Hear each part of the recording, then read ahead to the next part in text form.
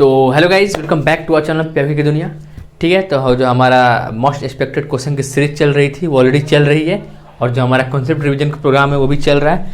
ठीक है, तो आज हम जो है आज की वीडियो में मोस्ट इम्पोर्टेंट जिसमें बच्चे को मैक्सिमम कन्फ्यूजन होता है, ठीक है, स्पेसिफिक हीट, लैटेंट हीट, ठीक है, फिर उसके बाद से molar heat, molar specific heat, ठीक है, और उसके बाद से हीट कैपेसिटी, इन तीनों में क्या डिफरेंस है, बेसिक डिफरेंस क्या है, फॉर्मूला क्या है, इन सबके बारे में डिस्कशन करेंगे।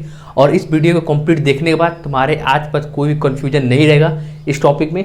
सो वीडियो को लास्ट तक जरूर देखना, ठीक है, और वीडियो को लाइक कर देना भाई, चैनल अगर नए हो तो चैनल सब्सक्राइब कर देना। ठीक है, तो हम शुरू करते हैं। और ये जो टॉपिक है तुम्हारा कैलोरीमेट्री में आता है। मैंने सोचा कैलोरीमेट्री लास्ट में लूँगा, बट मेरे को लगा कि बिना इन सभी को डिस्कशन किए हम आगे नहीं बढ़ सकते हीट में। सो मैंने डिस्कशन करना इसको ज़्यादा जरूरी समझा। सबसे पहले समझते हैं स्पेसिफिक हीट होता क्या है।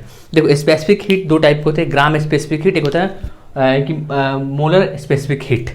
तो हम समझते हैं ग्राम स्पेसिफिक हीट क्या होता है। ग्राम स्पेसिफिक हीट मतलब होता है कि यूनिट मास का यूनिट टेम्परेचर इंक्रीज करने के जो हमें अमाउंट हीट चाहिए उसे हम बोलते हैं ग्राम स्पेसिफिक हीट। कुछ समझ में नहीं आया? डेट मीन्स अब इसको दोबारा समझो कि वन यूनिट ग्राम, मैं डिफाइन कर रहा हूँ ग्राम स्पेसिफिक हीट। 1 ग्राम मास को 1 डिग्री सेल्सियस से टेम्परेचर रेज करने के लिए जो अमाउंट ऑफ हीट रिक्वायर्ड होता है उसे हम बोलते हैं ग्राम स्पेसिफिक हीट। और वही 1 मोल सब्सटेंस का 1 डिग्री सेल्सियस या फिर 1 केल्विन कोई भी हो यूनिट चेंज करने के लिए, टेम्परेचर चेंज करने के जो अमाउंट ऑफ हीट रिक्वायर्ड है उसे हम बोल देंगे मोलर स्पेसिफिक हीट। तो डेफिनेशन समझ में आ गया। और फॉर्मूला देखते हैं। तो ग्राम स्पेसिफिक हीट का लिखा होता है delta Q upon m delta T। ठीक है, तो यहाँ से तुम यहाँ से देखो, यहाँ से डेल्टा Q मतलब कि हीट चेंज निकाल सकते हो, कितना रहेगा delta Q = m delta T। ये बहुत बड़ी यूज है क्वेश्चन में। ठीक है, अब देखो इसका यूनिट क्या होता है ग्राम स्पेसिफिक हीट का, कैलोरी पर ग्राम डिग्री सेल्सियस या फिर किलो कैलोरी पर किलोग्राम डिग्री सेल्सियस या फिर कैलोरी, ये कुछ गड़बड़ है क्या? यहाँ तुम्हारा जूल होगा ना, हाँ जूल होगा, गड़बड़ है। यहाँ पर जूल होगा, joule gram degree Celsius kilo joule होगा यहाँ पर। ठीक है, इसको जूल होगा यहाँ पर, कुछ ना कुछ गड़बड़ हो ही जाता है, कोई नहीं, चलो इसको ध्यान रखना। नहीं सही है, ओके सही है, कैलोरी है ये और ये किलो कैलोरी है। बस डिफरेंस क्या है यहाँ देखो, डिग्री सेल्सियस में केल्विन में है। सबका यूनिट ये तुम्हारा सेम ही होगा, ऐसे होगा। ठीक है, अब देखो ऐसा यूनिट जूल पर किलोग्राम पर केल्विन और 1 कैलोरी में 4.2 जूल होता है। देखो ये जितना भी यूनिट काफ़ी इंपॉर्टेंट होता है, यूनिट को बिल्कुल ध्यान रखना है, बिकॉज तुम्हारा कैलोरीमेट्री या फिर थर्मोडायनेमिक हीट वाला पूरा सेक्शन है, इसमें यूनिट का काफ़ी ज़्यादा महत्व है। बहुत बार क्या होता है, ये क्वेश्चन हम कैलोरी में सॉल्व कर लेते हैं और आंसर जूल में पूछा होता है, तो हमको कन्वर्जन करने आना चाहिए। तो हीट चैप्टर में हमको यूनिट कन्वर्जन का काफ़ी ध्यान रखना है। ठीक है, ठीक है, तो यहाँ देख सकते हो कि अगला मैंने पॉइंट क्या लिखा है 4th नंबर में, टेम्परेचर चेंज करने में किसी सब्सटेंस का मानो टेम्परेचर चेंज करने में ज़्यादा टाइम लग रहा है, डेट मीन्स उसका स्पेसिफिक हीट ज़्यादा है।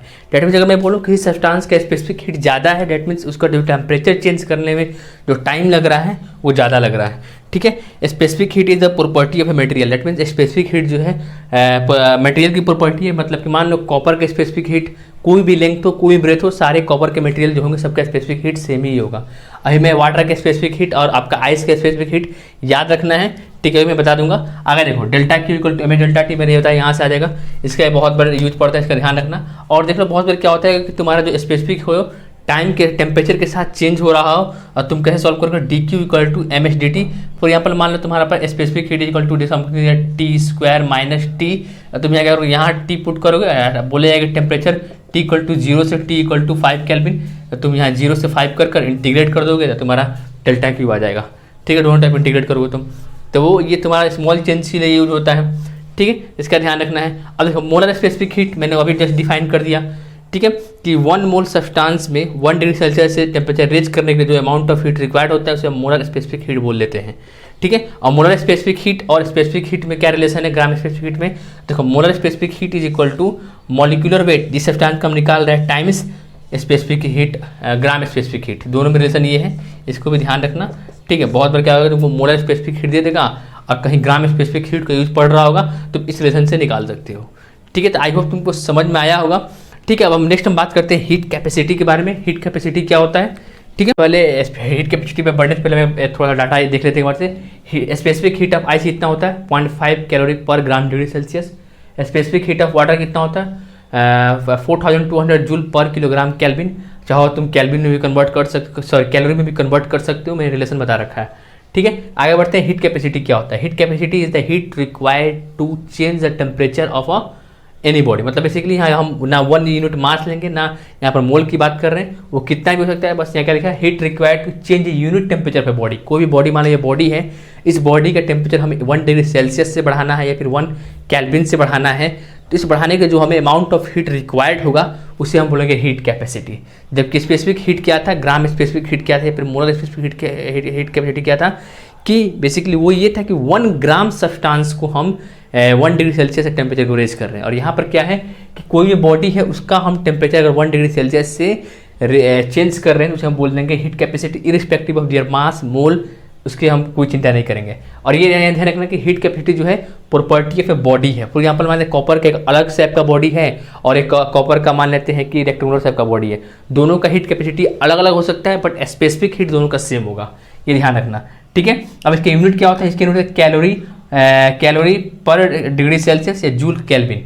अब देखो बहुत सारे बच्चों को कन्फ्यूजन है भैया कि हम हीट कैपेसिटी और स्पेसिफिक हीट को कैसे हम डिफरेंशिएट करेंगे एग्जाम हॉल में, हमको कैसे मालूम चला है कि ये हीट कैपेसिटी दे रखा है कि तुमको स्पेसिफिक हीट दे रखा है। देखो डेफिनेशन काफ़ी ज़्यादा क्लियर होना चाहिए, बिकॉज बहुत बड़ा एग्जामिनर क्या करता है पेपर में वो डायरेक्ट नहीं बोलता है कि स्पेसिफिक हीट है, वो लैंग्वेज में लिख कर देता है। तुमको डेफिनेशन क्लियर होगा तभी तुम उसको पकड़ पाओगे, अदरवाइज तुम्हारा वो सवाल छूट जाएगा। ठीक है, तो यहाँ देखो, यहाँ पर कैलोरी डिग्री सेल्सियस, यहाँ पर ना कोई ग्राम का आ रहा है ना कोई मोल आ रहा है। डेट मीन्स यहाँ पर कोई भी तुम्हारा मास वाला टर्म नहीं आ रहा है, फिर मोल वाला टर्म नहीं आ रहा है। डेट मीन्स ये हमारा स्पेसिफिक हीट है, सॉरी हीट कैपेसिटी है। और वही देखो यहाँ स्पेसिफिक हीट, यहाँ पर क्या आ रहा है किलोग्राम आ रहा है, यहाँ ग्राम आ रहा है, फिर मोल कुछ भी आएगा ऐसा, बट यहाँ से कुछ नहीं आ रहा है। सो ये तुम्हारा जो क्वेश्चन में गिवन है वो हीट कैपेसिटी होगा। आगे बढ़ते हैं, आगे लैटेंट हीट। लैटेंट मतलब तो छिपा होना। फॉर एग्जाम्पल देखो बेसिकली एक होता है कि हम टेम्परेचर को चेंज कर रहे हैं, जब हम टेम्परेचर को चेंज करते हैं तो वहाँ पर जो अमाउंट ऑफ हीट रिक्वायर्ड होता है वो तुम्हारा हीट कैपेसिटी हो गया, फिर स्पेसिफिक हीट हो गया। तो वहाँ पर बेसिकली हम टेम्परेचर चेंज कर रहे हैं, स्टेट को चेंज नहीं कर रहे हैं। वो लिक्विड में है, लिक्विड में ही है, ठीक है, लिक्विड से सॉलिड नहीं जा रहा है। लेकिन बहुत बार क्या होता है कि एक समय आता है कि हम फॉर एग्जांपल मान लो कि हम सॉलिड को हीट कर रहे हैं, धीरे धीरे टेम्परेचर चेंज हो रहा है। एक टाइम आएगा कि उसका टेम्परेचर अब इंक्रीज नहीं होगा। फिर जो हम हीट सप्लाई कर रहे हैं वो कहाँ जा रही होगी, तो वो जो हीट जा रही होगी इंटरनल एनर्जी में जा रही होगी, मतलब कि वो जाकर छिप रही होगी। और वो कहाँ जाकर कहाँ जा रही होगी, तो वो तुम्हारी हीट है वो जो स्टेट है उसको चेंज करने में यूज हो रही होगी। अगर सॉलिड होगा तो उसको लिक्विड में कन्वर्ट करने का जो रिक्वायर्ड एनर्जी है वहाँ पर वो सप्लाई हो रही होगी। उसी उसको बोलते हैं लैटेंट हीट। उसकी वजह से हम दिखता नहीं है बट वो अंदर काफ़ी ज़्यादा छिपा होता है। फॉर एग्जाम्पल देखो रोटी जो बनता है तो उसमें जो रोटी जब फुला हुआ होता है तो उसके अंदर काफ़ी ज़्यादा स्टीम होता है, टेम्परेचर काफ़ी ज़्यादा हाई होता है। बाहर लगता है कि हमारे पास टेम्परेचर उतना ज़्यादा हाई नहीं होता, जैसे ही हम उससे हाथ से करते हैं तो हाथ जल जाता है, उसका टेम्परेचर काफ़ी ज़्यादा होता है, तो वहाँ पर हीट छिपी हुई है, वही हमारा लैटेंट हीट है। ठीक है, लैटेंट हीट का डेफिनेशन क्या होता है? Heat required to change the state of a unit mass of a substance. 1 unit mass मतलब कि 1 ग्राम 1 किलोग्राम कुछ भी हो, ठीक है, तो 1 यूनिट मास का स्टेट चेंज करने के लिए जो हमें हीट रिक्वायर्ड है उसे बोलते हैं लैटेंट हीट। ठीक है, लैटेंट हीट उसे बोलते हैं, मतलब कि heat required to change state of a unit mass are called latent heat. State में फॉर एग्जाम्पल हम सॉलिड से लिक्विड जा सकते हैं, लिक्विड से गैस जा सकते हैं, बेसिकली वहाँ पर हमारा स्टेट चेंज हो रहा हो। ठीक है, और एक आता है latent heat of fusion. Fusion मतलब कि फ्यूज हो रहा है, डेट मीन्स हमारा अगर हम मान लो कोई सब्सटेंस सॉलिड से गैस जा रहा है, डेट मीन्स इसका फ्यूजन हो रहा है। तो यहाँ पर जो हमारा लैटेंट हीट रिक्वायर्ड होगा उसे हम बोलेंगे लैटेंट हीट ऑफ फ्यूजन। ठीक है, एक और होता है लैटेंट हीट ऑफ वेपराइजेशन। तो जो वेपर में कन्वर्ट कर, फॉर एग्जाम्पल मान लो कि यहाँ से अब तुम्हारा सॉलिड से यहाँ लिक्विड होगा, ठीक है, अब लिक्विड से हमको वेपर बनाना है, तो यहाँ पर जो हमें लैटेंट हीट रिक्वायर्ड होगा उसे हम बोलते हैं लैटेंट हीट ऑफ वेपराइजेशन। क्या बोलते हैं? Latent heat of vaporization. तो यहाँ पर भी कुछ डाटा है, मैं डाटा को बोल दे रहा हूँ, ठीक है, उसको नोट कर लो, उसको याद रखना, बिकॉज कैलोरीमेट्री में सारे यूज होंगे।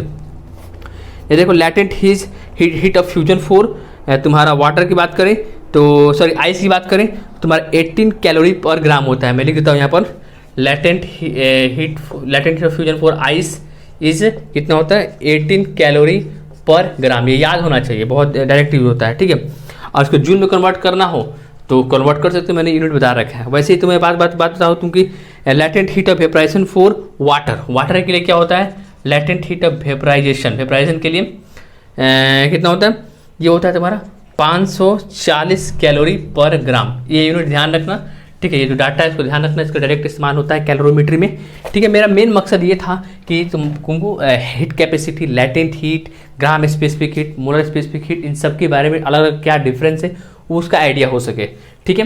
तो आई होप तुमको समझ में आया। अगर समझ में आया वीडियो को लाइक करना, चैनल को सब्सक्राइब करना। Okay then bye, thank you. हमारा नेक्स्ट वीडियो एक छोटा सा वीडियो आएगा हीटिंग कर्व पर, फिर उसके बाद से कैलोरीमेट्री के जो सिलेक्टेड कुछ क्वेश्चन है, ठीक है, उसको हम डिस्कशन करेंगे, ठीक है। आई होप आपको समझ में आया तो वीडियो को लाइक कर देना, चैनल सब्सक्राइब कर देना। Okay then bye, thank you, जय हिंद, जय भारत।